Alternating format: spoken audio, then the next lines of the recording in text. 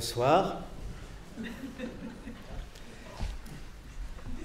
Je vais d'abord vous rappeler 3 choses. Premièrement, ce séminaire est mon dernier séminaire. Il durera jusqu'au 16 janvier 2017. Deuxièmement, voici les dates de toutes les séances à partir d'aujourd'hui. Pas de séance en décembre, puis toujours un lundi, toujours à 20h, toujours dans ce théâtre, le 11 janvier 2016, le 15 février, le 14 mars, le 11 avril, le 23 mai, le 6 juin, puis, c'est l'été, on recommence le 17 octobre, puis le 12 décembre. Enfin, l'ultime séance est le 16 janvier 2017, de 9h du matin à minuit. Troisièmement, pour ceux qui veulent me voir, parce qu'ils ont un problème à régler et des choses importantes à me dire, la permanence aura lieu le jeudi 12 novembre à partir de 15h au 29 rue d'Ulm, 2e étage. Je vous signale 2 livres. L'un est de moi. Il a pour titre « Le noir, éclat d'une non-couleur ». Le voici. C'est un essai sur les significations de la couleur ou non-couleur nommée noir. L'autre est un dictionnaire, le Badiou's Dictionary, avec tous mes concepts bien rangés par ordre alphabétique. C'est fait par plusieurs personnes et monté par Steve Corcoran. C'est excellent. Le voici. Vous pouvez le commander sur Internet. Je suis très fier qu'il existe. Je suis très fier qu'il existe un dictionnaire consacré uniquement à moi. Je sais bien que je le mérite, mais quand même. Le Badiou's Dictionary fait comme si je ne m'occupais que de philosophie, de politique, d'art, de mathématiques, des choses comme ça. Mais, c'est normal, il ne parle pas de ce qui me plaît vraiment, de mon vrai désir. Parce que moi, il faut bien que je vous le dise une fois pour toutes, ce qui me plaît, c'est la délation. Ce que j'aime, c'est écrire aux autorités, surtout la préfecture de police. Je suis bien caché, bien abrité, solitaire, je suce mon porte-plume et j'écris des petites bafouilles pleines de mensonges vraisemblables qui vont sérieusement nuire à quelqu'un. Tenez, je vais vous en lire une, c'est la dernière, la voici. Monsieur le sous-préfet aux affaires de sécurité intérieure, je dois porter à votre connaissance que le nommé Ahmed Ben Malouf, habitant au 5 de la rue du Chien qui salope à Sarges-les-Corneilles, dans une mansarde du 7e étage, d'une part, d'après mes observations, n'a pas du tout ses papiers d'arabe en règle, vu qu'il regarde à droite et à gauche quand il sort de chez lui. D'autre part, est certainement irrégulier du point de vue de la loi sur le séjour et le travail, votée grâce au sénateur Pitroquois. Les faits sont que le boucher m'a dit que cet Ahmed Ben Malouf avait fait chez lui plusieurs bricoles, comme de mettre les carcasses de vaches folles dans des sacs étanches pour qu'on ne les distingue pas des carcasses de vaches sensées. Et le dit boucher m'a confirmé dans mes soupçons, au vu de ce qu'Ahmed Ben Malouf a été incapable de lui présenter ni une carte de séjour, ni une carte de travail. Il a dit en guise d'excuse au boucher, qui me l'a rapporté tel quel, qu'il était dans notre pays depuis 33 ans et 8 mois, mais que la loi du sénateur Pitroquois faisait qu'il lui était impossible de renouveler ses papiers. Ce qui, entre parenthèses, prouve l'efficacité et le caractère national de la loi Pitroquois.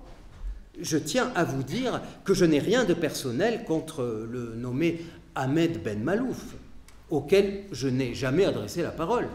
Mais, en tant que Français, je crois faire mon devoir en portant tous ces faits délictueux à votre connaissance. J'ajoute que le nommé Ahmed Ben Malouf est tenu par presque tout le monde dans la rue pour un brave homme tranquille qui rend des services et travaille autant qu'il le peut. Même le boucher, pour lequel il a transporté les carcasses de vaches folles, n'a pas vu de quoi alerter les autorités parce que, a-t-il prétendu devant moi, et en riant par-dessus le marché, on ne va pas embêter quelqu'un qui se décarcasse dans la carcasse pour 30 € la journée. Avec cette bonne réputation, il se pourrait que cet Ahmed Ben Malouf devienne un agitateur dans la rue. C'est pourquoi je vous indique qu'il sort en ce moment à 4 heures du matin, allant, prétend la concierge de l'immeuble voisin, éplucher les légumes dans un restaurant chinois de la capitale. Si vous tirez les conséquences de tout ce que j'ai pu observer, il sera certainement préférable de se poster non loin et de mettre un terme à sa carrière de clandestin et d'illégal, menaçant notre unité nationale à l'heure où les vrais Français dorment dans leur foyer et au milieu de leur paisible famille. C'est pas bien torché, ça, hein? Ah, voilà. Alors, bien sûr, ça ne va pas donner quand même qu'on le fusille au petit matin. Pas encore. Hein. La loi Pitroquois ne vous mène qu'à être enfermé un bon bout de temps dans des centres de rétention, puis expédié manu militari vers le pays pourri dont vous n'auriez jamais dû sortir. Je pense qu'avec le temps, on va améliorer les lois Pitroquois. J'ai un très vieil ami qui écrivait des lettres à l'époque de Pétain et de l'occupation allemande. Alors là, ça pouvait donner beaucoup mieux. Vous repériez un juif, vous écriviez quelques lignes et paf, le gars tombait à la trappe. Remarquez, moi, qu'il soit juif ou arabe ou sénégalais ou même levantin, moi j'en ai rien à cirer. Hein. Ce qui me plaît, c'est d'agir, agir dans l'ombre. Évidemment, je ne me montre jamais. Et se montrer, c'est très dangereux. Regardez, Ahmed Ben Malouf, par exemple. Alors, il s'est montré, ce type. Il s'est montré au boucher, à la concierge, à moi. Et qu'est-ce qui va lui arriver, hein? On n'a jamais assez peur. C'est ce que je me tue à dire tous les soirs. Non, il faut écrire à la nuit tombante et mettre la bafouille dans une boîte aux lettres loin de chez vous. Ça chemine, les connards de fonctionnaires postiers ne savent même pas quelle bombe ils transportent, et puis, paf, ça vient sauter un matin dans les jambes d'un Ahmed Ben Malouf quelconque. Voilà, bien fait pour sa pomme. Hein. Il n'avait qu'à pas se montrer. Est-ce que je me montre, moi? Ce serait un comble si tous ces immigrés illégaux pouvaient se montrer et même jouir dans la rue d'une bonne réputation, alors que moi, instruit par l'expérience, je ne me montre jamais.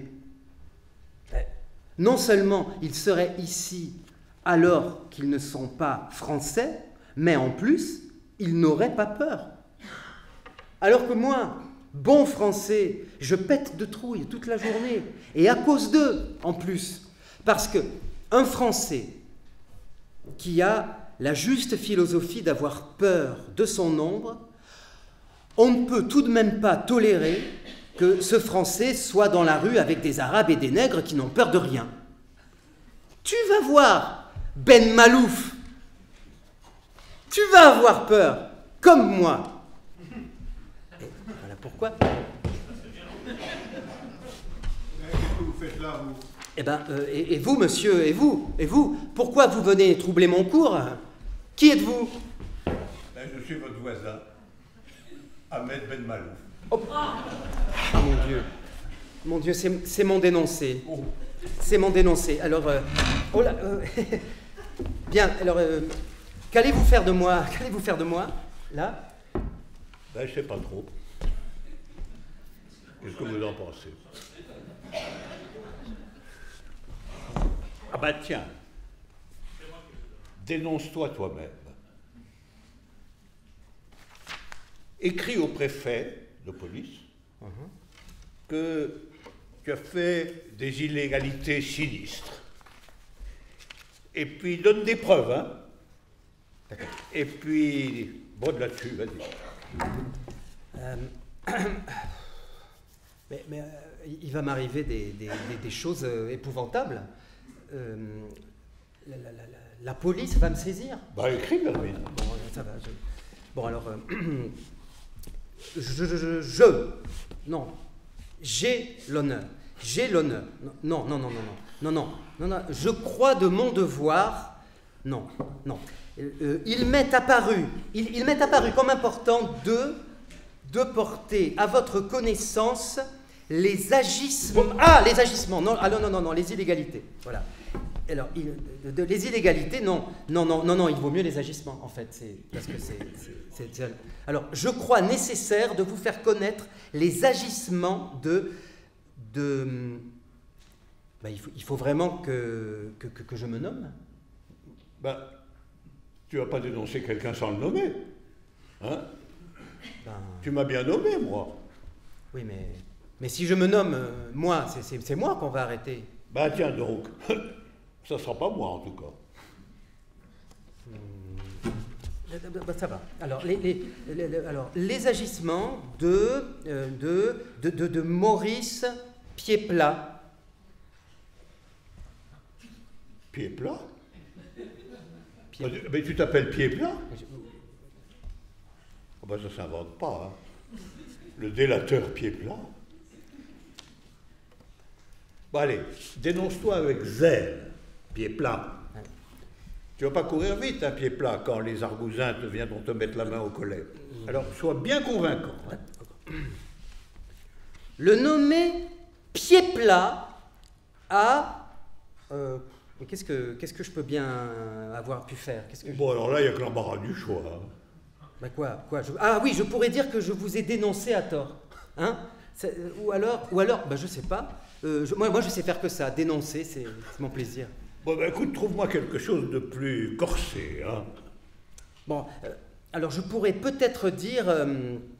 Attendez, alors, j'y suis. Et en plus, c'est vrai, voilà. Je pourrais dire que quand mon grand-père est mort d'une chute dans l'escalier, c'est parce que j'avais convaincu ma femme de le pousser.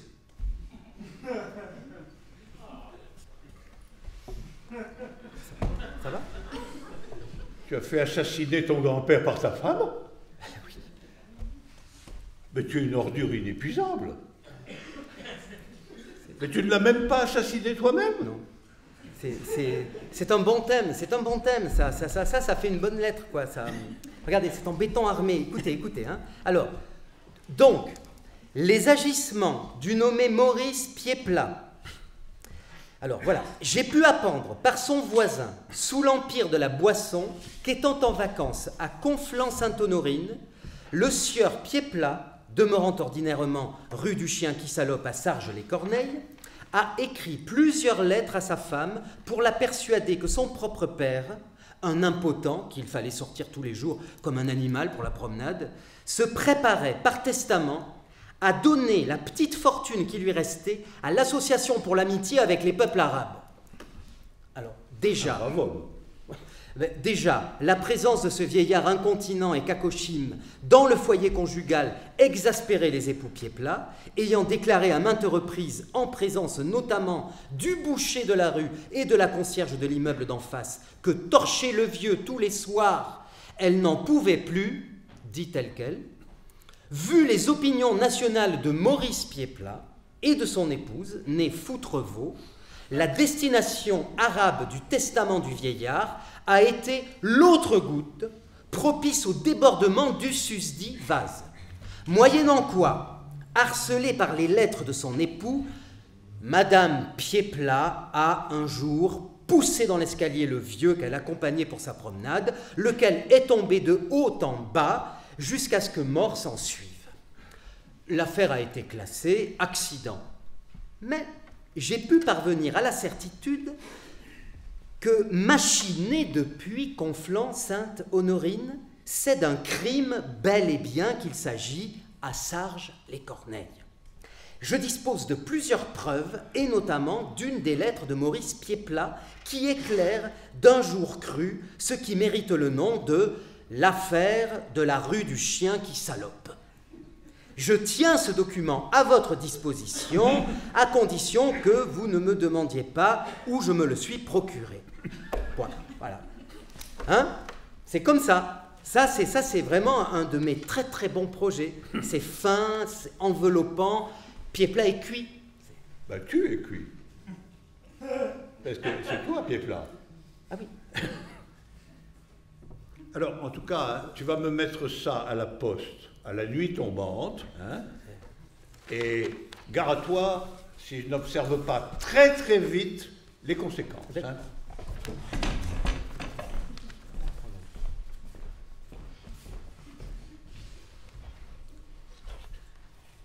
Quelle belle lettre, hein? Vraiment, là, c'est une dénonciation juteuse. Et en plus, vous ne savez pas? Vous ne devinez pas? Ben en plus,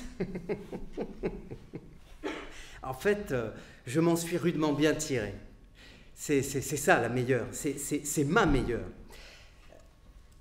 Maurice Pied-Plat, c'est pas moi. Ben non. C'est mon voisin du dessus. Et il va en tirer une bobine quand les flics vont venir enquêter. D'autant que son grand-père est bel et bien tombé dans l'escalier pendant qu'il était en vacances. Il est sacrément dans la merde. Tant pis pour lui, c'est un gars qui trinque avec des gens louches. Encore un qui se montre au lieu de rester chez lui. Encore un qui n'a pas assez peur du monde tel qu'il est. Je l'ai vu plaisanter au bistrot avec Ahmed Ben Malouf, c'est vous dire.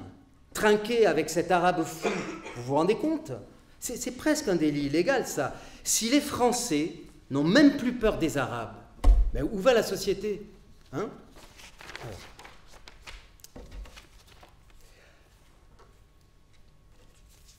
On va...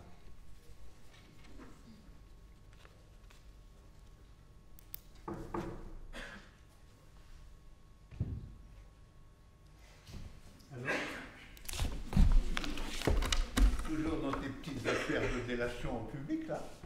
Non, mais qui êtes-vous à la fin, là, hein? Ben, chez votre voisin du dessus, Maurice Pied-Plat.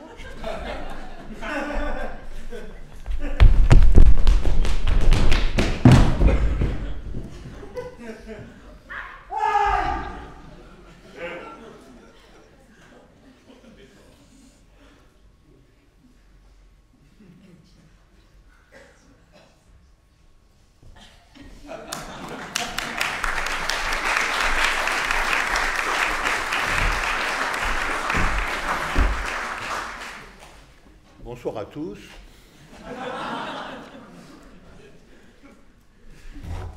Je commencerai par une réflexion générale. Quand le mal, c'est-à-dire la peur, est trop profond, trop enraciné, la pensée pure n'arrive plus à le toucher, n'est-ce pas? Et la ruse elle-même peut échouer. Et il faut le bâton. Et oui, il faut le bâton. La terreur, en somme. Un peu de terreur. Le moins possible. Mais jamais pas de terreur du tout. C'est comme ça, hélas. C'est comme ça, et c'est la raison pour laquelle je vais vous parler ce soir de la terreur. Comme vous le savez, la terreur exercée par les États qui se réclamaient du socialisme et du communisme au XXe siècle a été un argument principal, central, pour, en quelque manière, créer un consensus concernant le caractère intrinsèquement négatif, voire pervers de ces expériences, et, au fond, créer une sorte d'oubli général de leur signification. La terreur a été l'élément par lequel, d'une certaine façon, on a appréhendé l'ensemble de l'expérience, ce qui rendait tout à fait opaque d'autres éléments de cette expérience, comme par exemple le fait que des millions de gens dans le monde entier s'étaient passionnés pour cette expérience, avaient consenti pour elle les sacrifices les plus grands, chose qui ne peut pas s'expliquer en elle-même par la terreur, qui s'explique donc nécessairement autrement, et cet autrement, il faut l'envisager. Au fond, je pense que sur cette affaire de la relation entre politique révolutionnaire et terreur, entre politique communiste et terreur, qui est une histoire qui remonte quand même jusqu'à la Révolution française, jusqu'aux années 93-94, il y a eu, je pense, deux étapes. C'est ça que ça va être mon point de départ. Dans un premier temps, s'agissant en particulier des expériences communistes soviétiques et puis chinoises, du côté de la réaction ordinaire, on a dit que l'idée communiste était criminelle, ça on l'a dit dès le début, dès le XIXe siècle, on a affirmé que l'idéal de l'égalité intégrale était intenable. Et du côté des communistes, il faut bien reconnaître, on a nié toute existence de la terreur. Donc on a eu une affirmation dépréciative absolue d'un côté, et de l'autre une négation factuelle qui, évidemment, ne créait aucun espace d'intelligibilité de tout ça.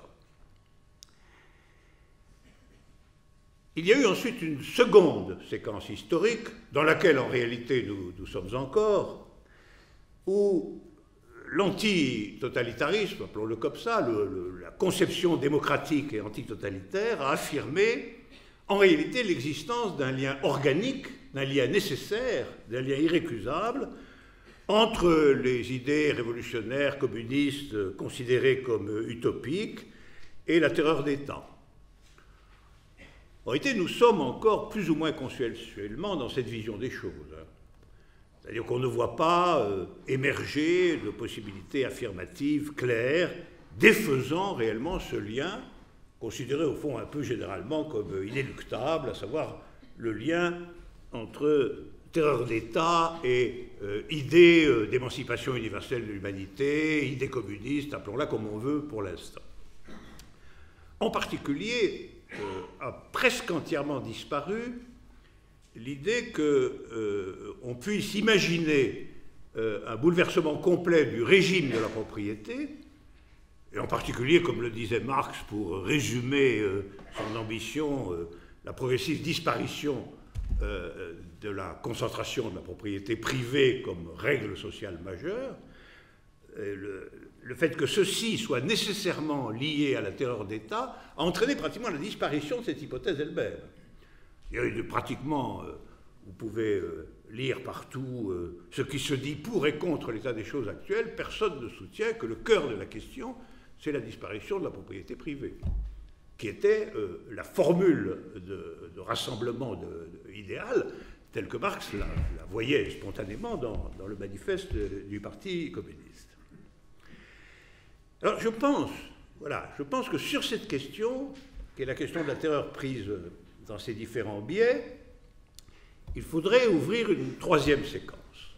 Après, au fond, celle de la querelle de sourds entre ceux qui affirment la criminalité de l'expérience et ceux qui nient des faits avérés de terreur. Après la seconde, dans laquelle le discrédit de l'idée au nom de la terreur est à peu près général, on pourrait ouvrir une troisième séquence où on affirmerait, je crois, 4 points différenciés, programmatiques. Premièrement, je crois la nécessité absolue de proposer une idée stratégique, quel que soit le nom qu'on lui donne, contre la mondialisation capitaliste actuelle, empêcher à tout prix que cette mondialisation apparaisse comme le destin inéluctable et unique de l'humanité dans sa vie actuelle. Et il est absolument clair qu'on ne peut se contenter en la matière de prôner des modifications locales et régionales. Il est certain qu'il faut, on constate les effets de son absence tous les jours, il faut une idée stratégique alternative, c'est-à-dire recréer la conviction que, au regard du processus d'organisation des sociétés humaines, il existe deux possibilités et non pas une seule. Ça, c'est le premier point. Je pense que nous paierons un jour un prix terrible si ceci n'est pas fait. C'est une prévision.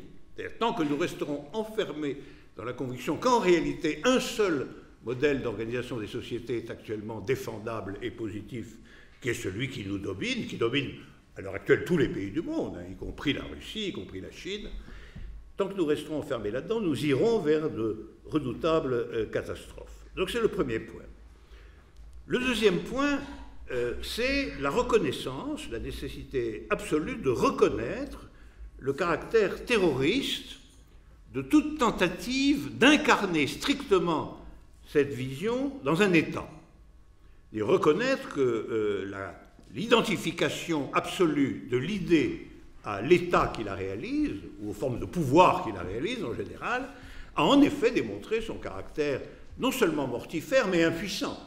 Puisque, à la fin des fins, non seulement le prix payé pour cette expérience a été en effet extrêmement sanglant et considérable, mais en outre, elle s'est effondrée. Donc elle n'a même pas, comme argument possible en sa faveur, celui d'une durée historique et politique conséquente. Donc c'est le deuxième point. Le troisième point, c'est à mon avis de construire une interprétation nouvelle, une théorie historique sur les origines circonstancielles de cette terreur. J'entends par là le fait de délier cette terreur de l'idée stratégique elle-même, mais de montrer que les circonstances de cette idée, la manière dont elle a été pratiquée, les développements historiques qui ont été les siens, l'ont en effet affecté de ce que le point 2 reconnaît, à savoir le caractère indubitablement terroriste de la fusion entre idée d'émancipation et État. Et le quatrième point, ce serait la possibilité d'un déploiement politique de l'idée d'émancipation, de l'idée communiste, précisément orientée vers une limitation radicale de l'antagonisme terroriste et de son incarnation dans l'État. Autrement dit, l'idée, si vous me permettez de la formuler de façon dialectiquement paradoxale, c'est l'idée d'une minimisation de l'antagonisme dans la contradiction antagonique elle-même. C'est-à-dire de la possibilité d'un traitement tendanciellement non antagonique, c'est-à-dire non dictatorial, violent ou terroriste, de ce qui cependant est reconnu comme une contradiction antagonique. Il ne s'agit pas de dire qu'il n'y a pas de contradiction antagonique. Évidemment, s'il y a deux possibilités stratégiques, il y a une contradiction antagonique entre les deux. Hein, ça, c'est évident. Si on ressuscite une idée alternative, elle se constituera dans des figures d'antagonisme à l'ordre établi que nous connaissons aujourd'hui, à l'ordre dominant que nous connaissons. Mais la politique de cet antagonisme devra être définie de telle manière que, d'une certaine façon, le caractère terroriste de l'antagonisme lui-même et de son traitement, la nécessité d'un État terroriste pour incarner l'idée, soit non seulement limitée, mais progressivement éliminée. Alors, le noyau de toute l'affaire est, à mon avis, le suivant. Il est au fond assez simple. Bon, l'événement révolutionnaire, en tant qu'événement, l'événement révolutionnaire est, sous des formes très diverses, à l'origine de toute incarnation politique et historique de l'idée alternative. Appelons-la l'idée communiste, parce qu'après tout, on ne connaît pas tellement d'autres noms. Mais que l'événement révolutionnaire soit à l'origine, et qu'il y ait une ponctuation historique inéluctable, ne signifie pas que cette événementialité révolutionnaire soit la règle ou le modèle. Ce que je pense, c'est ceci. La terreur, qu'il faut reconnaître, la terreur a été en réalité l'insurrection ou la guerre continuée en temps de paix par les moyens de l'État.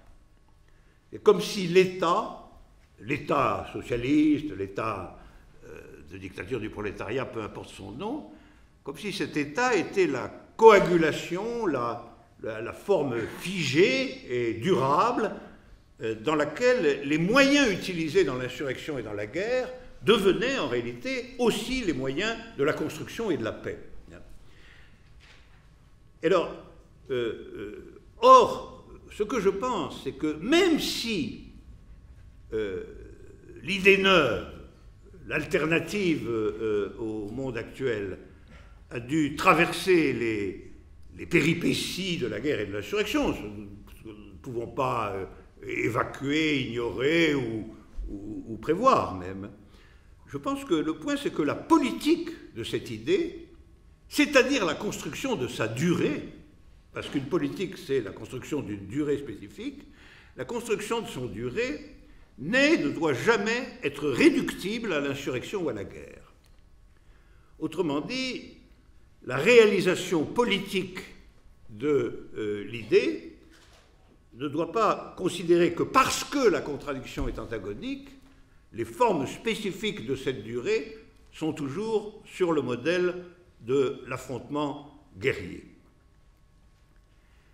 Parce que, comprenons bien que l'essence véritable du temps politique nouveau qu'il faut construire, son essence véritable n'est pas en soi la destruction d'un ennemi.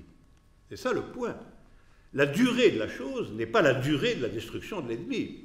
La destruction de l'ennemi est une tâche éventuelle, circonstancielle, mais en réalité, la politique elle-même, elle n'est pas définissable dans son essence par la destruction de l'ennemi, mais par la résolution positive des contradictions au sein du camp révolutionnaire lui-même. C'est-à-dire le traitement effectif au sein du peuple d'une nouvelle configuration collective. C'est ça qui est visé et c'est ça qui doit constituer la nouvelle durée.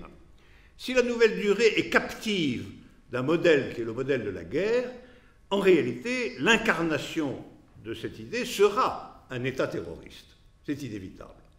Et donc, si à la contrario, on ne veut pas que tout ceci, finalement, s'abîme dans le destin d'un État terroriste, il importe que la construction politique soit directement celle d'une nouvelle conviction collective, que son centre de gravité soit l'affirmation et la construction d'une nouvelle configuration collective, c'est-à-dire d'une nouvelle manière pour le collectif lui-même de se représenter son propre destin. Et c'est ça la définition de la politique. La définition de la politique, ça n'est pas en réalité le fait de construire un État qui soit chargé des tâches politiques de la Révolution.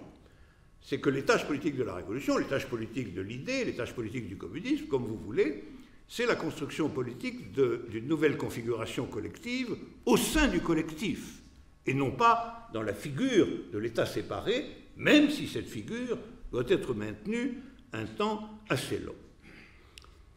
Alors, pour stabiliser ce point, je pense qu'il faut repartir des deux dernières hypothèses qui ont précédé celles que je vous suggère ici concernant la terreur. Bon, vous savez que la discussion sur les chiffres demeure très, très, très importante et qu'on se jette à la tête les millions de morts. En réalité, je pense qu'il faut reconnaître pleinement la violence et l'étendue de la terreur stalinienne. Il ne s'agit pas d'être rétracté ou défensif sur ce point, il faut au contraire la reconnaître. Et il faut reconnaître que cela tient pour part aux circonstances, parce que je rappelle que jusqu'à présent, les circonstances de l'avènement positif de l'autre hypothèse, c'est-à-dire de l'hypothèse qui ne serait pas celle de la perpétuation du capitalisme impérial, ces circonstances ont partout été celles de la boucherie mondiale, c'est-à-dire l'aide des guerres interimpérialistes. Donc des guerres dans lesquelles le communisme n'était pour rien. Je regrette, ce n'est pas le communisme qui a déclenché la guerre de 14, ni la guerre de 40. Il a même désespérément cherché à rester extérieur autant qu'il le pouvait à ces guerres, avant de s'y engager de façon déterminante. Mais ces guerres ont créé le contexte de la possibilité de l'émergence révolutionnaire. Pour la guerre de 14, elle est à l'arrière-plan du pouvoir bolchevique, et pour la guerre de 40, elle est à l'arrière-plan du communisme chinois. Donc il faut tout de même se rappeler que la violence singulière de ces révolutions et que leur naissance elle-même s'est faite dans une violence radicale, singulière et mondiale dont elles n'étaient aucunement responsables, mais dans laquelle elles ont trouvé, par les accidents de l'histoire, les ressources de leur déploiement. Ces circonstances ont été aussi la pénurie constante de cadres révolutionnaires expérimentés. C'est un point très important, parce que quand vous n'avez pas de cadre révolutionnaire expérimenté, vous avez des opportunistes qui s'infiltrent évidemment dans le parti victorieux. Si on suit l'histoire de la Russie stalinienne, on voit ce phénomène se déployer à grande échelle. C'est-à-dire que les gens qui prennent une position uniquement parce que c'est ça le courant dominant établi, ne sont pas des cadres politiques expérimentés travaillant à une nouvelle figure de l'identité collective, mais ce sont des gens qui défendent la place qu'ils occupent dans la hiérarchie de l'État. Alors tout ça a créé une subjectivité politique qui, au rebours de ce qui était requis, était faite de méfiance, d'angoisse chronique, d'incertitude, d'ignorance et de peur de la trahison. Et cela a été déterminant dans ce que nous savons du climat dans lequel les dirigeants prenaient leurs décisions. Ils les prenaient dans un contexte qui a entraîné que la principale maxime, exactement au rebours de ce que je vous proposais tout à l'heure, la principale maxime a été de traiter toute contradiction comme si elle était antagonique. Ça a été la loi de ces régimes. C'est-à-dire, dès qu'un problème surgissait, il fallait désigner le coupable de ce problème et l'exterminer. Autrement dit, ça voulait dire que la politique, ça n'était rien d'autre que le traitement par l'État de toute difficulté, de tout problème et de toute contradiction, par le repérage, en vérité la construction, très souvent, d'une contradiction antagonique entraînant la liquidation des ennemis supposés. Au fond, c'est une habitude qui était prise dans la guerre civile. C'est une habitude qui a été prise dans la guerre civile et dans la guerre mondiale. Le plus simple est de tuer quiconque n'est pas avec vous. Et si le plus simple, c'est de tuer quiconque n'est pas avec vous, et que si cela s'incruste dans l'État, eh bien, nous avons un État terroriste comme agent supposé de la contradiction victorieuse. Alors, tout ça, vous le voyez, ne concerne pas, j'y insiste, tout ça ne concerne pas l'idée communiste en elle-même, elle ne concerne pas l'idée de la construction immanente d'une nouvelle conviction politique quant au destin de l'humanité. Ça concerne le processus particulier de sa première expérimentation historique, avec des caractéristiques flagrantes, naissance dans le contexte barbare de guerre mondiale déclenchée par les autres, en réalité, déclenchée par l'adversaire, développement de guerres civiles féroces et impitoyables comme le sont toutes les guerres civiles, et en fin de compte, construction d'un État défensif, d'une certaine manière, d'un État qui n'arrive pas à déployer l'idée elle-même, mais qui se défend, qui défend sa propre existence, dans la figure d'une maxime selon laquelle toute contradiction qui surgit est l'œuvre d'un ennemi, et que l'action politique consiste à débusquer cet ennemi et à l'abattre. Alors, je pense que nous devons et que nous pouvons détacher progressivement, et que c'est vraiment une tâche impérieuse, importante, en faisant ce bilan dans ses formes développées, complètes, minutieuses, historiques. Nous devons détacher la perspective stratégique d'une idée alternative au capitalisme mondialisé, nous devons la détacher des circonstances qui ont conduit à la présentation de cette idée dans la figure d'un État terroriste. Alors le problème qui évidemment surgit, c'est le problème de, si ce n'est pas l'État qui en est le garant unique, comment se constitue la préservation des forces politiques nouvelles. C'est-à-dire comment les forces politiques nouvelles peuvent-elles subsister, tout simplement, dans un univers qui leur est irréductiblement hostile pendant toute une longue période, tant qu'en effet la nouvelle forme de la collectivité n'est pas établie. C'est-à-dire en quoi consiste en politique la préservation de forces hétérogènes à la domination. Ça, c'est un point clé, parce que, en réalité, jusqu'ici, la réponse dominante a été que la préservation de forces hétérogènes à la domination se concentre inévitablement dans un État nouveau. Et on sait, au fond, c'est ça que le XXe siècle nous a appris, que cette maxime est insuffisante. En réalité, à la fin des fins, l'État terroriste ne préserve nullement les forces hétérogènes à la domination. Et la meilleure preuve, historiquement, elle est là, c'est qu'il finit par s'effondrer et par ramener la situation aux règles du capitalisme mondialisé elle-même. Nous savons donc que ce problème, comment conserver des forces hétérogènes à la domination dans le contexte historique qui est précisément hétérogène, c'est-à-dire qui est précisément hostile, eh bien ce n'est pas la terreur qui peut résoudre ce problème. Et ça, c'est une affirmation qui remonte loin, parce que souvenons-nous tout de même que les premiers à avoir pensé que la préservation de forces politiques hétérogènes exigeait à un moment donné la terreur sont les révolutionnaires français en 93-94. Pas une invention des communistes, ça. Donc le fait qu'on soit acculé à un moment donné à considérer que la pratique terroriste de l'État est inéluctable pour protéger le développement et la continuité des forces politiques hétérogènes est une ancienne idée. Alors, si nous la critiquons, il faut en tirer les conséquences. Si nous pensons que ce n'est pas la clé, ou en tout cas la clé du problème, il faut en tirer les conséquences. Et d'abord constater que la terreur, au fond, contrairement à ce qu'elle prétend, ne crée qu'une unité très faible. C'est le bilan qu'on peut en faire. La terreur a l'air extrêmement vigoureuse, puissante, terrorisante et unificatrice. Et nous constatons que l'unité politique qu'elle constitue dans le peuple lui-même est une unité faible. C'est une unité de passivité, largement. Ce n'est pas une unité de conviction, c'est une unité de passivité. C'est même souvent une unité conservée derrière la façade de la peur. Or, ce type d'unité est fragile. Il n'assure nullement la continuité et le développement et le gardiennage des forces politiques. Préserver ces forces, préserver l'unité des forces, c'est toujours, en fin de compte, résoudre des problèmes internes au camp politique concerné. C'est-à-dire que l'expérience montre, c'est que l'action antagonique sur le modèle militaire ou policier dirigé contre les ennemis ou les supposés ennemis, ni la terreur à l'intérieur de votre propre camp, c'est-à-dire faire régner, y compris dans votre propre camp, une discipline de type terroriste, rien de tout ça ne peut résoudre dans la durée les problèmes suscités par votre propre existence politique.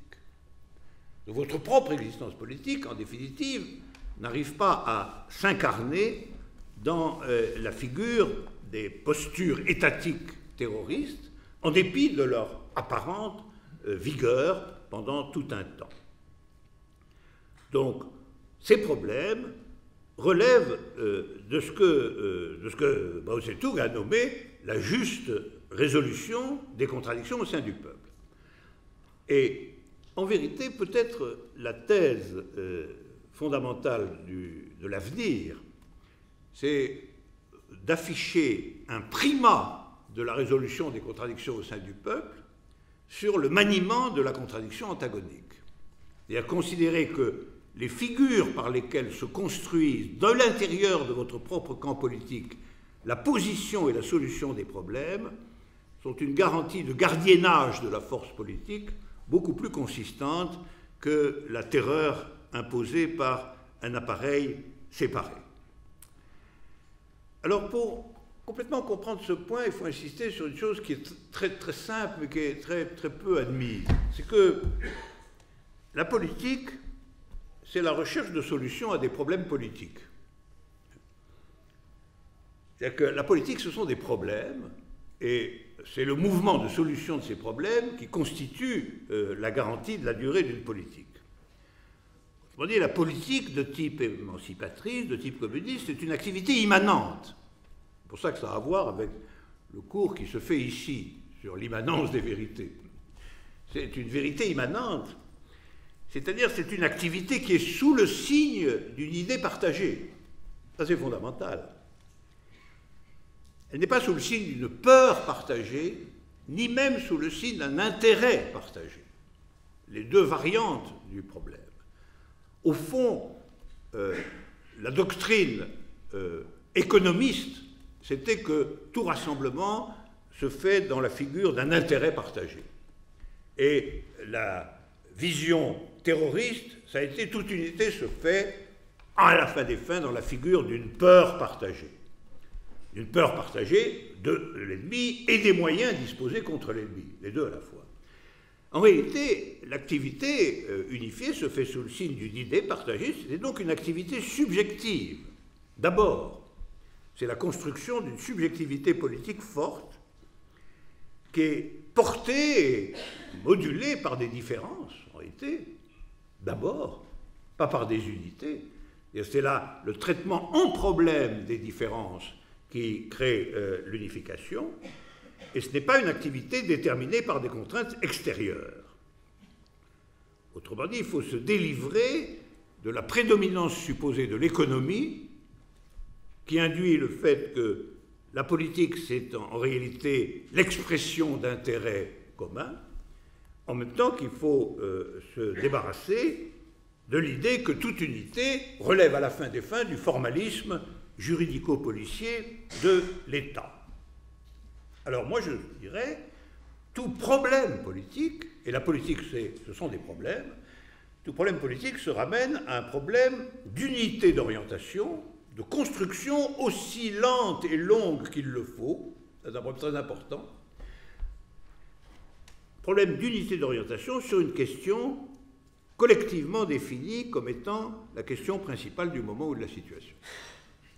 C'est ça, la politique. La politique, c'est en état de constituer l'unité subjective sur le fait que tel ou tel problème est le problème principal du moment, et sur cette base-là, de définir une orientation commune. Et là, en réalité, cette unité d'orientation, j'y insiste, elle ne peut pas être obtenue par le recours à des configurations extérieures, que ce soit la concentration de l'économie dans la forme d'un intérêt commun, ce qu'est la vision capitaliste elle-même, en réalité, ou que ce soit l'appartenance à un camp structuré par des rapports de force. Elle ne peut être obtenue qu'en traversant et en activant, par la discussion et l'invention collective, les différences constitutives de tout être multiple. Même une victoire contre l'ennemi, elle dépend de l'unité subjective qui a été celle des vainqueurs, elle ne dépend de rien d'autre en fin de compte. Et si elle n'est pas construite sur l'unité subjective qui a été celle des vainqueurs, eh bien nous savons que c'est une fausse victoire. C'est une leçon majeure de l'histoire du XXe siècle. Et au fond, le XXe siècle a été truffé de fausses victoires. Fausses victoires qui avaient un écho considérable, qui étaient très apparentes, mais qui n'étaient jamais que des fausses victoires, parce que la figure d'unité subjective et du processus d'unité subjective qui était à l'arrière-plan de ces victoires était elle-même précaire ou inexistante. Entre parenthèses, c'est la conscience que Lénine a très tôt, hein. Dès les années 20, Lénine est convaincu qu'en effet, on n'a pas réalisé véritablement une unité collective politique digne de la situation, et que par conséquent, on va remplacer cette unité par une unité bureaucratique et étatique qui ne fera rien de recevable, rien d'acceptable, ce qui s'est finalement passé.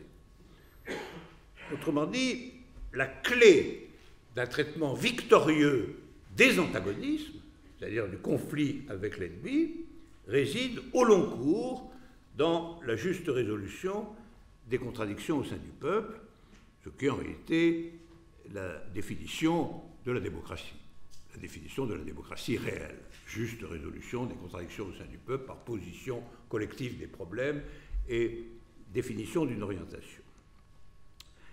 Là, vous voyez, la terreur, je reviens à elle. La terreur, elle affirme que la coercition étatique est seule à la mesure des menaces qui pèsent sur l'unité du peuple en période révolutionnaire. C'est ça.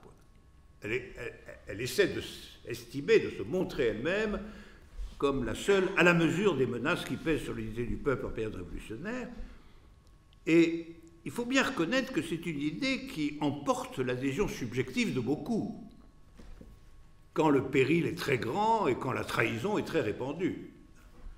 On peut éclairer aussi, expliquer pourquoi de longues séquences, de brèves séquences, les deux de terreur ont pu bénéficier d'un accord populaire assez large. C'est toujours parce que, dans des conditions où il apparaît que le péril est immense et où la trahison est apparemment très répandue, cette idée est séduisante. Ceci dit, la terreur n'est jamais la solution d'un problème. Moi, c'est ce que je pense absolument. La terreur n'est jamais la solution d'un problème. Elle est, en un certain sens, son aménagement pendant un temps. Et ça, on l'a su dès la Révolution française, où, après tout, la terreur n'a pas empêché Thermidor, c'est-à-dire n'a pas empêché le coup d'État contre-révolutionnaire et la dégénérescence de la Révolution. Donc, la terreur est comme un recours en cas de péril imminent. Elle n'est pas la solution du problème même qu'elle prétend traiter, parce que, au lieu d'en être la solution, elle en est l'apparence de la suppression. Alors, je crois ici qu'il faut distinguer très fortement en politique solution d'un problème et suppression du problème. C'est une distinction de la plus haute importance et qui n'est jamais faite de façon assez fine. Évidemment, on peut convaincre un certain nombre de gens que par les moyens qui sont les moyens de la coercition, de la terreur, de l'autoritarisme, de tout ce que vous voulez, le problème a disparu. Mais en réalité, si le problème disparaît, ça ne signifie aucunement qu'il a été résolu. Donc, on n'est pas du tout dans l'assurance qu'il y ait politique. Si, comme je vous l'ai dit, la politique, c'est la position et la solution des problèmes. Au fond, la terreur, c'est une pensée, prenons-la non seulement comme une pratique, mais comme une conviction, comme une pensée, ce qu'elle a été. C'est une pensée qui fonctionne de la façon suivante. C'est l'idée qu'en déplaçant les données du problème, on va finalement rendre possible sa solution. Mais en fin de compte, tout problème supprimé par la force ou déplacé par la force est destiné à faire retour. Là, j'introduirai une thèse plus freudienne, si vous voulez, c'est-à-dire le retour du refoulé. Et je pense que la terreur est un refoulement et non pas une solution.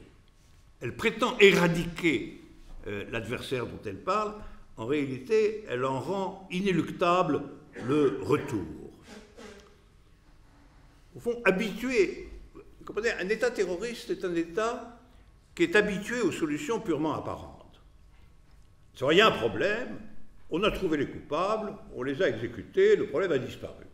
En réalité, le problème est toujours là, parce que ce n'était pas l'existence de coupables qui le constituait. C'était que le problème avait été mal posé, mal discuté, mal résolu, et qu'on substituait à cette absence de solution effective l'idée qu'il y avait des ennemis. Ce qui va se passer, c'est que le personnel de l'État lui-même va finir par reproduire à l'intérieur la trahison qu'il a pourchassée à l'extérieur. Et on s'aperçoit en effet que la caractérisation de l'État terroriste, c'est qu'il est lui-même infecté de traîtres. Si on prend traîtres des gens qui ont abandonné l'idée directrice ou l'idée stratégique de la Révolution et qui sont là pour d'autres raisons que cette idée. Ils sont là pour d'autres raisons. Pour la raison du confort, du fait que c'est les autres qui travaillent et pas vous, du fait que vous avez une autorité locale, du fait que... etc., etc. Et ça, c'est quoi? Et c'est à l'intérieur de l'appareil qui se présente comme coercitif et comme le gardien de l'idée politique prolongée, à l'intérieur de cet appareil, que se constitue précisément la division et la trahison principale. De ce point de vue-là, il y a une vérité tout de même très grande dans quelque chose qu'a dit Mao Tse-tung. Ce qu'a dit, on nous demande toujours, puisque nous sommes dans un pays socialiste, on nous demande toujours où est la bourgeoisie. Eh bien, c'est très simple, il dit, la bourgeoisie, elle est dans le Parti communiste.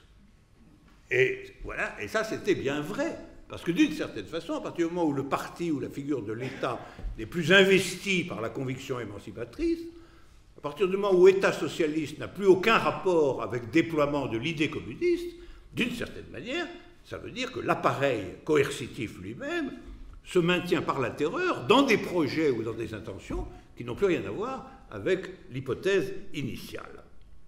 Alors au fond, pour éviter le court-circuit terroriste, qui est une impatience menant à la trahison, il faut, et c'est essentiel, donner à la formulation des problèmes et à leur solution le temps requis. La protection de la politique, c'est la construction d'une temporalité spécifique, et d'une temporalité qui, d'une certaine façon, a pour emblème principal la patience. Alors, ce que j'appelle patience, c'est de ne pas rivaliser avec le temps de l'adversaire. Ça, c'est un point aussi d'une grande difficulté. Les emballements révolutionnaires ont toujours consisté à dire on va faire mieux que l'adversaire beaucoup plus vite. Alors, c'était les mots d'ordre, rattraper l'Angleterre en 5 ans, etc. Créer une espèce de déchaînement, en particulier de l'appareil productif, qui conduisait à utiliser de façon récurrente le travail forcé et aussi le trucage. C'est-à-dire aussi le fait que les statistiques données par les cadres subalternes du parti étaient toujours falsifiées parce qu'il fallait il fallait rattraper l'Angleterre en 5 ans. Alors évidemment, le gars qui était cadre du parti dans une préfecture provinciale, il fallait qu'il dise que lui, dans sa province, il avait dépassé l'Angleterre déjà depuis longtemps. Et donc, personne ne savait plus ce qui se passait réellement. Et cette obscurité interne à l'excitation terroriste et à la rivalité avec l'adversaire doit absolument être évitée. Au fond, disons-le comme ça, c'est un bilan très important du siècle dernier. Le temps politique de l'idée communiste, le temps politique de la stratégie de construction d'un autre monde ne doit jamais rivaliser avec le temps établi de la domination et de ses urgences. Et ça veut dire que la temporalité elle-même est dissymétrique. Et qu'on ne peut pas s'engager dans une temporalité politique qui symétrise la temporalité politique de l'adversaire. Au fond, rivaliser avec l'adversaire, en ce sens-là, ça conduit toujours au semblant de la force et non à son réel. Ça consiste à ériger la norme de la force dans la figure du semblant. Au fond, il faut poser que le communisme n'est pas en rivalité avec le capitalisme. Ça peut paraître tout à fait paradoxal, mais il n'est pas en rivalité avec le capitalisme. Il entre avec lui dans une relation dissymétrique. Et une relation dissymétrique n'est pas une relation de rivalité, parce que pour qu'il y ait une relation de rivalité, il faut que l'objectif soit le même. Et vous rivalisez, comme les coureurs dans une course, vous rivalisez pour arriver premier, mais le but final est le même. Or, les conditions dramatiques de la mise en œuvre des moments de rivalité avec l'adversaire, qu'il s'agisse de la manière dont se sont installés les plans quinquennaux soviétiques, mais aussi, il faut bien le dire, le grand bond en avant de Mao par beaucoup de côtés, c'était des constructions forcées. Ça impliquait un forçage, c'est une dénaturation de l'idée stratégique et en définitive l'obligation de la terreur. Parce qu'à la fin des fins, à force d'échouer dans cette rivalité, vous pensez qu'elle ne peut être obtenue que de manière coercitive. Il y a en politique une nécessaire lenteur. Une lenteur démocratique et populaire, qui est propre au temps de la juste résolution des contradictions au sein du peuple. La juste résolution des contradictions au sein du peuple, ça prend du temps. Et vous ne pouvez pas accepter un court-circuit de ce temps par les moyens de l'autoritarisme d'État. Vous savez que les capitalistes se sont toujours moqués du fait que dans les usines socialistes, on travaillait assez lentement et parfois même assez peu. Au fond, c'est une critique de capitalistes. Nous ne sommes pas nécessairement dans la loi de la productivité intense et de l'extraction d'un surprofit lié au temps de travail. Alors, il y avait des plaisanteries là-dessus dans le monde socialiste lui-même. On disait, c'est un monde très équilibré parce que nous faisons semblant de travailler et ils font semblant de nous payer. Mais ça n'était pas si agressif que ça. Ça voulait dire en réalité que, au fond, on n'était plus vraiment dans la règle salariale. On était dans un autre univers. Où finalement aurait dû régner le fait qu'on travaillait parce qu'on avait la conviction qu'il fallait travailler. Et pas pour le semblant du paiement ou le semblant du salaire. Après tout, le communisme, c'est aussi la fin du salariat. Enfin, dans ces données primitives, ça a toujours été la fin du salariat. Il y avait une atmosphère comme ça de fin du salariat qui régnait malgré tout dans les usines socialistes à un moment donné, qui prenait la forme du fait qu'il y avait des arrangements. Même j'ai connu l'époque où même des professeurs, des gens comme ça qui allaient en Union soviétique étaient assez choqués par le type de rythme de travail. C'est-à-dire que ça commençait à 8h, mais à 9h30, c'était l'heure du petit déjeuner, tout le monde s'arrêtait, etc. Et finalement, à la fin de la journée, c'est vrai que le travail avait été très limité. Donc et moi, plutôt que de m'en moquer comme d'une carence, je dirais volontiers que c'était le dernier débris de socialisme présent dans l'URSS de cette époque. On n'était pas encore dans ce que nous connaissons aujourd'hui, c'est-à-dire la cadence, la norme, l'évaluation, la rentabilité, etc. Il y avait un côté, un accord un peu général pour travailler, et évidemment, ce qui manquait, c'était la conviction subjective liée au problème productif lui-même. C'était le fait que le problème productif était coincé entre soit on ne fait pas grand-chose, soit c'est le travail forcé. C'était quand même un peu la situation soviétique. Et quand il n'y a plus vraiment le travail forcé, ben le non-travail s'est imposé lui-même comme étant la meilleure solution. Mais entre les deux, le travail forcé, y compris forcé par le salariat, et finalement le travail désorganisé ou trop lent, etc., il y a quand même autre chose qui est justement le travail collectivement décidé dans des conditions éclairées pour ceux qui travaillent. Et dans des conditions qui ont été discutées pourquoi c'était intéressant, à la fois nationalement, collectivement, etc., de faire ceci ou cela, pour quelles raisons, et qui soumet la production à la politique, et non pas l'inverse. C'est-à-dire qui fait que la production elle-même doit être soumise à la discussion au sein du peuple, à la solution des problèmes, à la constitution des problèmes, dans une modalité qui n'est pas réglée de l'extérieur par la nécessité de la rentabilité concurrentielle, comme c'est le cas chez nous. Chez nous, en ce moment, on y est en plein, il faut travailler plus pour gagner moins, parce que de toute façon, c'est ce que font les autres ailleurs, et donc le régime de la concurrence spécifique se substitue à l'idée émancipée du travail comme ce que je fais parce que j'ai la conviction que c'est intéressant pour moi et pour les autres de le faire. Or, il n'y a pas à discuter. Si l'organisation collective est différente dans son noyau, ça porte là-dessus à la fin des fins.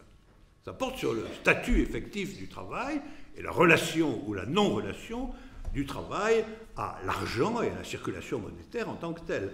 Et si on ne touche pas à ce point, eh bien, d'une certaine manière, c'est que l'on n'est pas dans une orientation réellement hétérogène. Autrement dit, finalement, y compris la question du temps de travail, elle n'est pas mesurable de la même façon selon qu'elle est rapportée à la production de plus-value pour le propriétaire de l'entreprise, c'est-à-dire les profits de l'oligarchie, ou selon qu'elle est rapportée avec une vision nouvelle de ce que doit être la vie des gens, évidemment. La vie des gens, y compris la vie des gens au travail. C'est ce qui nous est essentiel dans l'idée d'une alternative, c'est d'affirmer que notre temps, le temps au sens de la temporalité, n'est pas celui du capital. Alors, moi je dirais ceci, la terreur, loin d'être une conséquence de l'idée stratégique communiste, la terreur résulte en fait d'une fascination par l'adversaire. Et là, le capitalisme a été le serpent crottal du communisme, c'est ça la vérité. Fascination pour l'adversaire, d'une rivalité mimétique avec lui. Une rivalité mimétique avec lui, et y compris dans l'usage de moyens qui n'étaient pas du tout ceux de l'adversaire, mais qui n'avaient rien à lui envier quant à leur caractère négatif, à savoir l'usage massif du travail forcé comme compensation à l'absence de subjectivité politique construite concernant le travail même. Ensuite, il faut bien voir que cet effet de rivalité avec le capitalisme et cet effet de coercition induit peu à peu, et c'est le plus grave à terme, induit peu à peu un abandon pur et simple de l'idée elle-même. L'idée elle-même, l'idée qui seule justifiait, y compris cette pseudo-rivalité, l'idée qu'on construisait un monde alternatif, un monde différent de celui qui existait, cette idée elle-même est, en définitive, épuisée petit à petit par une sorte de violence paradoxale qui consiste à vouloir obtenir les mêmes résultats ou des résultats supérieurs, y compris par les moyens de la coercition pure et simple, alors que précisément ce qui a été désiré et en partie créé, c'était des conditions nouvelles qui, justement, ne pouvaient pas obtenir les mêmes résultats parce qu'elles n'étaient pas dans la même norme. Et au fond, cette violence, la violence terroriste, détruit le temps propre de l'émancipation, qui est à l'échelle de la vie de l'humanité et qui ne se ramène pas au cycle du profit marchand. Et alors, à la fin de tout ça, à la fin de ces violences considérables destinées à construire un univers alternatif dans des conditions qui finalement sont fascinées par la productivité du type adverse, à la fin on voit apparaître des gens comme Gorbatchev ou les actuels dirigeants chinois, finalement dont le seul but est d'être admis comme des gens raisonnables, civilisés, dans le petit groupe de l'oligarchie capitaliste internationale. C'est-à-dire des gens qui veulent à tout prix être reconnus par leurs supposés adversaires. Et des gens encore pour qui l'idée n'a plus aucun sens. Des gens pour qui l'idée stratégique n'a plus aucun sens. Finalement, des gens pour qui, à la fin des fins, le but de la différence aura été de conquérir un pouvoir dans l'identité. Alors on s'aperçoit alors que quand même, la terreur n'a abouti qu'à la renonciation. C'est tout de même un point essentiel. La terreur n'a abouti qu'à la renonciation, précisément parce qu'elle n'a pas permis la conservation des forces et leur déplacement, et elle n'a pas consacré l'essentiel du temps, comme toute pensée politique le doit, à cette préservation. Elle n'a pas constamment politisé le peuple, elle l'a au contraire dépolitisé. Elle n'a pas institué des délibérations efficaces et, en fin de compte, elle a décodé, décelé, désorienté l'idée même du communisme. Alors, si on admet, je vous propose cette hypothèse, c'est la mienne, si on admet que le recommencement de l'idée communiste est la tâche du siècle en cours, je pense que l'idée d'urgence révolutionnaire sera remplacée par ce que j'appellerais son esthétique, au sens de Kant. Nous désirons créer non pas une modification locale, éventuellement violente, concentrée de ce qu'il y a. Nous désirons que tout ce qui existe, c'est-à-dire le collectif humain lui-même, soit en quelque sorte courbé dans un nouvel espace. c'est-à-dire installé dans une nouvelle dimension du point de vue de sa temporalité générale. Et alors, nous trouvons à ce moment-là dans l'idée ce qui lui a fait défaut, défaut dont la cause et le prix payé a été le recours à la terreur, au travail forcé et au primat absolu de l'antagonisme. On trouvera l'absolue indépendance des lieux et du temps. Et ça, c'est la condition sine qua non d'un nouveau monde, bien plus que le problème d'un nouvel État. Alors on peut le dire autrement, tout ce qui importe, c'est que l'idée gouverne la temporalité politique et qu'elle puisse unifier, en réalité, les trois termes constitutifs de toute situation historique, à savoir le mouvement de masse, l'État et l'organisation politique. Ces trois termes ont été, sous le régime de la terreur, disjoints, en réalité, séparés, concentrés dans l'État. Il faut qu'ils soient à nouveau distribués dans leur singularité et articulés, traversés par la conviction commune. Voilà pourquoi, en définitive, la terreur, nous pouvons en proposer un bilan interne à l'historicité de l'idée, sans avoir, je le crois, à renoncer à l'idée elle-même. Merci.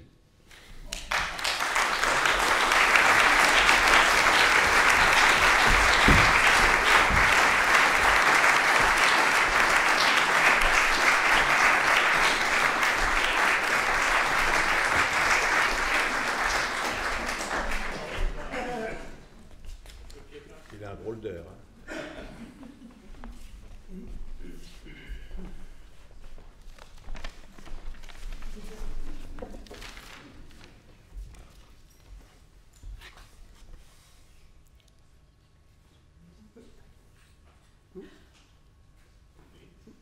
Vous vous demandez ce que je fais? Eh bien, je fais ce que vous ne faites pas souvent. Je cherche. Je cherche une idée. Je cherche une idée. Il y a des gens qui croient que les idées, ça se trouve là-bas en haut, hein, presque dans le ciel. Par exemple, je connais un philosophe, le nommé Platon, un grec. Autant dire une sorte de trafiquant moyen-oriental, qui a dit que les idées flottaient en l'air du côté des étoiles. Un âne, ce Platon. Les vraies idées, on les trouve au ras du sol, au milieu des épluchures et des crottes de chiens. Une fois, j'ai trouvé une idée formidable.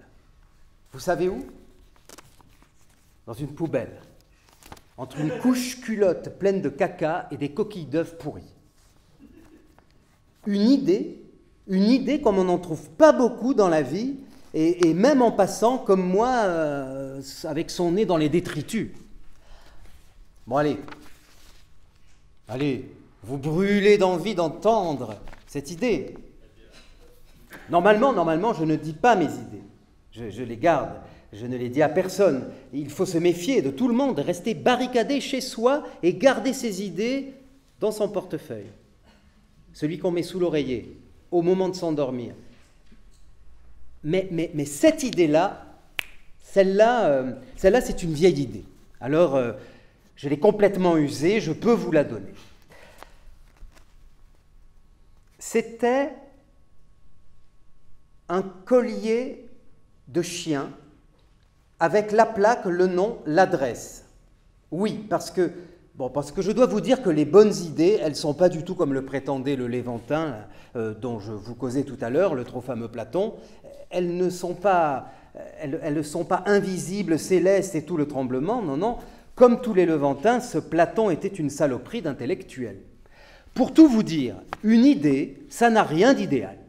Ça se présente comme un bon petit objet crasseux, ou un papier froissé, ou un trognon de pomme.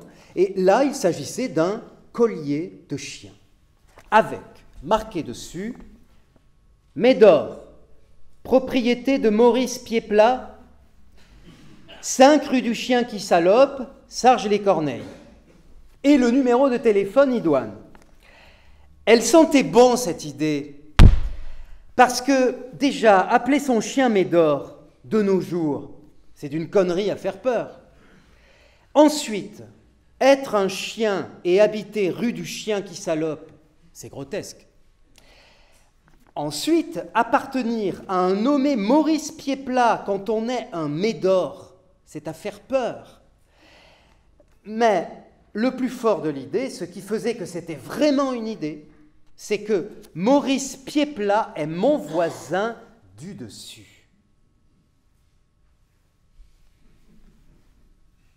Parce que moi aussi, j'habite rue du Chien qui salope, mais moi, je ne suis pas un chien.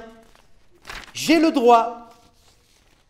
Un type à lunettes, ce Piedplat, une sorte de progressiste pourri, il reçoit même des nègres clandestins chez lui, enfin, on ne peut pas croire des choses pareilles, quoi.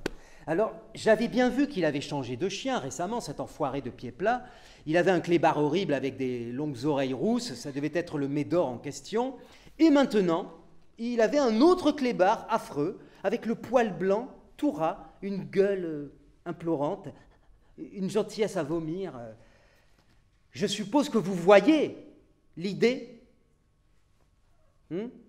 Non? Tout comme si c'est vous qui l'aviez trouvé en farfouillant dans la poubelle? Non, bon, vous ne la voyez pas l'idée, pas vraiment. Bon, alors, eh bien, vous n'êtes pas des idéalistes, vous. Voilà. Moi, je suis un idéaliste professionnel. Alors, j'ai vu en une seconde que ce collier de chien était une idée. Vous guettez le nouveau chien de Piedplat. Un jour, où il baguenaude dans les escaliers, vous l'attirez avec un sucre. Il est tellement gentil et cornichon, ce clébard, qu'il vous suit dans votre appartement en remuant la queue comme un crétin de chien qu'il est. Et là, vous lui filez un grand coup de marteau. Ça, c'est le plus difficile de l'idée. Hein. Paf! Bon. Mais dans toute bonne idée, il y a toujours des morceaux difficiles. Alors, un idéaliste professionnel comme moi ne va pas se contenter d'idées toutes simples. Tuer un clébard à coups de marteau, c'est une idée assez complexe, mais on y arrive. Bon, il faut le poursuivre après, il faut l'achever, parce qu'un chien ne peut pas crever comme ça, au premier coup. L'idée serait trop facile. Alors, il a tendance à courir partout, à mettre du sang sur la moquette. Il gémit, il flageole, il vous regarde avec l'air de demander quelque chose. Enfin bref, il faut s'appliquer. À la fin, il reste par terre, avec sa caboche défoncée et la langue à moitié crachée. Force reste à l'idée. Alors, vous lui enlevez son collier, et vous savez ce que je lis sur le collier de ce nouveau clébard? Non. Non. Avec le nom ridicule de son propriétaire, toujours, Piedplat, et l'adresse, et le numéro de téléphone, hein, je lis Noiraud. Vous vous rendez compte? Il avait appelé son premier clébard Médor, comme un plouc du 19e siècle, et son second clébard, qui était tout blanc, il l'avait appelé Noiraud. C'est ce Piedplat qu'on devrait réduire à coups de marteau. Ça viendra quand on aura de nouveau l'ordre mental dans ce pays, quand on récompensera les idéalistes. Bref, une fois arraché le collier tout fumant de Noiraud, je le remplace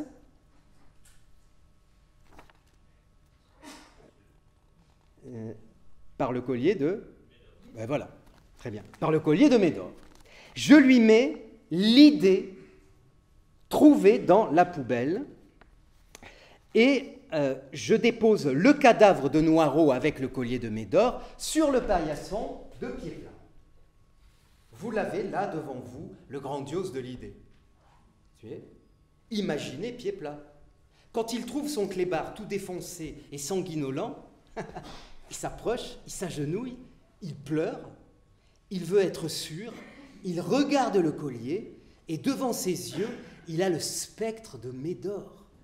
Il devient fou, Pied-Plat. Il a à peine enterré son premier chien, il a à peine enterré son premier chien, il a à peine emmené pisser 4 fois son deuxième chien, que voici la gueule en bouillie du second qui se présente sous le nom du premier. C'est grandiose, je vous dis. C'est pourquoi je cherche devant vous une idée aussi bonne que celle-là. Voilà ce que je fais. Je cherche une idée, bonne idée,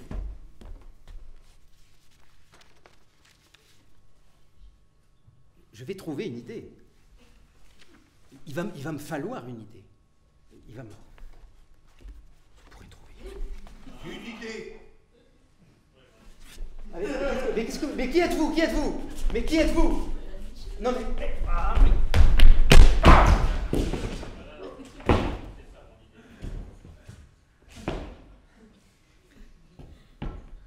Pas toujours facile d'éviter la terreur. On en parle, mais dans la circonstance.